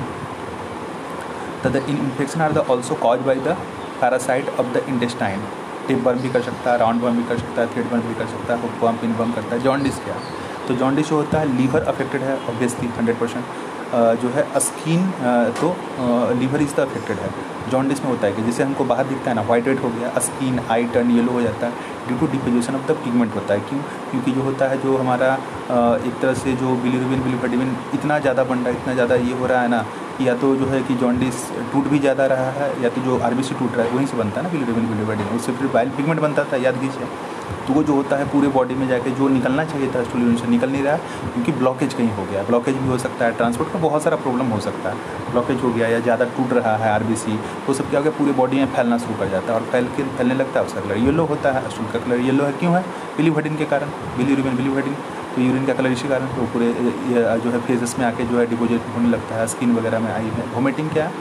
Ejection of the stomach content through the mouth होता है। This reflex action is the controlled by the vomiting centre medulla. ये होता है मेडुला, मेडुला हमारा ब्रेन का पार्ट है, ठीक है, वहाँ पे यही हमारा वोमिटिंग सेंटर होता है। Feeling of the nausea, the shedding, vomiting होता है। डायरिया क्या है? The abdominal frequency of the bowel movement and the increase the liquidity of the faecal discharge and non is the diarrhoea. Normally है जो है liquidity बढ़ गया, reduce the, तो ऑब्वियसली यहाँ पे ऑब्जर्वेशन जो खाने का नहीं हो रहा है। कॉन्स्टिपेशन क्या है? कॉन्स्टिपेशन उल्टा डायरिया का हो गया, किससे चाहे रिटेन कर रहा है विद द कोलोन में। बाउल मूवमेंट अगर इरेगुलर, मतलब क्या है, जो बाउल का जो मूवमेंट, जो इंटेस्टाइन का मूव हो रहा था, मूवमेंट ही कम हो पा रहा है, हो ही नहीं रहा है। तो इंटेस्टाइन जो खाना नीचे जा ही नहीं रहा है, निकल मूव करेगा तब तो नीचे आएगा, नीचे जा ही नहीं रहा है। इनडाइजेशन का क्या मूव होता है? In this condition food is the not properly digestion leading to feeling of the fullness. लग रहा है खाना पच ही नहीं रहा है, तो लग रहा है पेट भरा हुआ है, खाने की इच्छा नहीं कर रहा है। क्यों? क्योंकि आपका खाना पच ही नहीं रहा है। The cause of the indigestion are the inadequate enzyme secretion, मतलब या तो इंजाइम नहीं है तब तो नहीं पकड़ा रहा है, आप चिंता में बैठे हुए हैं तो खाना इंजाइम आ ही नहीं रहा है, डाइजेस्ट कर ही नहीं पा रहा है उसका, या तो फूड पॉइजनिंग है तो ऑब्जर्व होकर क्या करेगा, और प्रॉब्लम है तो उसको नहीं होगा, या बहुत ज़्यादा खा लिए या तो स्पाइसी आप खाना खा लिए तब भी प्रॉब्लम है। PEM क्या होता है? Dietary deficiency of the protein and the total protein calorie are widely is the many under developed country of the South and South East Asia, South America based country. देखो PM का मतलब क्या है? Protein और energy का माल nutrition हो गया, मतलब कमी हो गया, प्रोटीन का कमी हो गया, या तो एनर्जी या तो दोनों का कमी हो गया। अब ये सब ऑब्वियसली जो है डेवलपिंग कंट्री वगैरह में ही ज़्यादा होता है, बच्चे गरीब बच्चे हैं, खाना मिल नहीं रहा है। May affect the large section of the population during the drought में, ड्रॉप सूखा आ गया, फेमाइन आ गया, पॉलिटिकल ट्रॉमल्स हो गया। The happened in the Bangladesh वगैरह during the liberation war and the Ethiopia during the this. तो ये जो होता है यहाँ पे दो चीज़ें है, एक तो मारास्मस है, क्वार्शिकर है। तो मारास्मस और क्वार्शिकर के बारे में हम बात करेंगे। तो यहाँ पे क्या होता है? मारास्मस, क्वार्शिकर, ये हमारा PEM है, एक है मारास्मस है और एक क्वार्शिकर है, ठीक है। तो मारास्मस जो होता है, डिफिशियंसी ऑफ द मारास्मस, पहले हम मारास्मस की बात करते हैं, मारास्मस की बात करते हैं। मारास्मस जो होता है प्रोटीन की कमी है और कैलोरी की कमी है, ना उसको दाल मिला ना उसको चावल मिला। It is the found in the infant seen in the year up age, छोटा बच्चा है, इतना mother milk is the replace to early by the other food. अब माँ उसको दूध ना पिला रही है तो उसमें कहाँ प्रोटीन वगैरह तो जा रहा था, मिल नहीं रहा है क्योंकि उसका पुअर हेल्थ नहीं है। बोथ प्रोटीन और कैलोरी दोनों गया। The often happen if the mother has the second pregnancy और the child weaned when the older infant is the still too younger. मतलब एक बच्चा हुआ और फिर दूसरा बच्चा ले लिया तो फिर जो है वो दूसरे बच्चे को खिला नहीं पाएंगे जल्दी से। Marasmus protein deficiency impair growth and replacement of blood tissue proteins, extreme emaciation of the body and the thinning of the limb. और देखो मैं एक चीज़ तुमको सिंपल सा बताएं आपको, जो मारास्मस होता है एकदम पतला सा बच्चा, सूखा हुआ बच्चा मारास्मस। एक मोटा सा बच्चा मतलब क्वाशिकर, मोटा है जिसमें अंदर मोटा नहीं है, प्रॉब्लम है इसमें। एक बन गया मारास्मस, जीरो बन गया क्वाशिकर। मोटा सा बच्चा, फुला हुआ बच्चा, वो भी है वीकी है, उसका भी वीक है, प्रोटीन का कमी है उसमें भी। मारास्मस में दोनों है, एकदम सूख गया है, वही है। थिन है, लिम्स पतला हो गया है, सूख गया है पूरा, स्किन बिकम द ड्राई हो गया है। थिन एंड ये हो गया पतला बच्चा, एकदम सूखा हुआ जो बच्चा कभी देखते हो, रोगा एकदम पतला बच्चा, तो वो जो होता है ये हो गया है। आई ग्रोथ जो है कम हो गया, डेवलपमेंट कम हो गया, ब्रेन भी कम आ गया, मेंटली इम्प्रूवमेंट हो गया। क्वाशिकर जो होता है known as the protein deficiency, kwashiorkor में प्रोटीन का डिफिशियंसी होता है। Unaccompanied by the calorie deficiency, मतलब देखो बच्चा मोटा है तो ऑब्वियसली इसको खाना तो मिल रहा है लेकिन प्रोटीन का खाना कम मिल रहा है लेकिन कैलोरी मिल रहा है। यहाँ पे तो दोनों था, प्रोटीन कैलोरी दोनों था, लेकिन यहाँ पे जो है जो पतला बच्चा मारास्मस, मोटा बच्चा क्वाशिकर में प्रोटीन कैलोरी का उतना ज़्यादा नहीं होता। Result for the replacement of the mother milk by the high calorie और लो प्रोटीन डाइट। यहाँ पे कैलोरी तो मिलता है, तब तो बच्चा मोटा हो गया, फूल गया, कैलोरी ज़्यादा होता है, प्रोटीन नहीं है उसका। तीन one like the marasmus kwashiorkor show the wasting of the muscle like the muscle. यहाँ भी वही होता है, स्किन पूरा उसका जो होता है वेस्टिंग होगा और लिम्स पतले होंगे लेकिन एब्डोमेन खुले होंगे, मुंह खुले होंगे, limbs thinning of the limbs होंगे, फेलर ऑफ द ग्रोथ नहीं हो पाएगा उसका, ऑब्वियसली ब्रेन का ग्रोथ नहीं होगा, बॉडी का ग्रोथ नहीं होगा। तो आगे चलते हैं, ख़त्म ही हो गया है। वही है, थिनिंग लिम्स है, ग्रोथ नहीं हो पाया, ब्रेन का डेवलपमेंट नहीं होगा। Unlike मारास्मस some fat is the still left under the skin moreover the extensive edema and swelling of the body part seen। तो यही चीज़ तुम्हारा यही चीज़ आपको दिखाना है कि इडेमा और स्वेलिंग जो होता है वो जो है क्वाशिकर में है। एक सेकंड मैं डायग्राम बना रहा हूँ। क्वाशिकर में है, क्वाशिकर एक मारास्मस का बच्चा होगा, बंदर का बच्चा, मारास्मस मतलब बंदर का बच्चा, एकदम सूखा हुआ।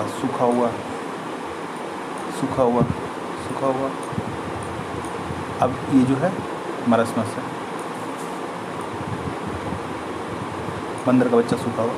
अब क्वाशिकर का बच्चा कार्बोहाइड्रेट खाने के लिए मिला है इसको, पेट एकदम मोटा है, पैर हाथ ठीक है ऐसे ही है लेकिन थोड़ा मोटा है। स्किन देखोगे तो स्किन एकदम दिखेगा, एकदम मतलब कि ड्राई हो गया है, ब्रेन का डेवलपमेंट नहीं है। तो ये जो है क्वाशिकर है, नॉर्मल नहीं है। ये भी हाथ पर बोलेंगे तो थोड़ा सा सूखा रहेगा लेकिन एब्डोमेन ज़्यादा थोड़ा सा फैट है, मतलब इसमें कुछ थोड़ा सा फैट हो जाता है, कार्बोहाइड्रेट बना हुआ होता है, कार्बोहाइड्रेट रहता है।